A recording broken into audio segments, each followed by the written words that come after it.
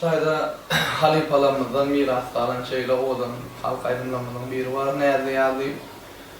Şulaydı mey mukaddes dutar sağ rolunu avu. Şu işlerde, şu yargılarda bana yakından olanlar olup duran röşenlerden zançın yerine getirip vereyim. Galiberse de hem müştaklarımız için hem dinleyicilerimiz için yerine getiriyor. Sağ ol dinleyen, duyunca avazanınız sağ olsun. Hanımla başardığımızdan başlayalım.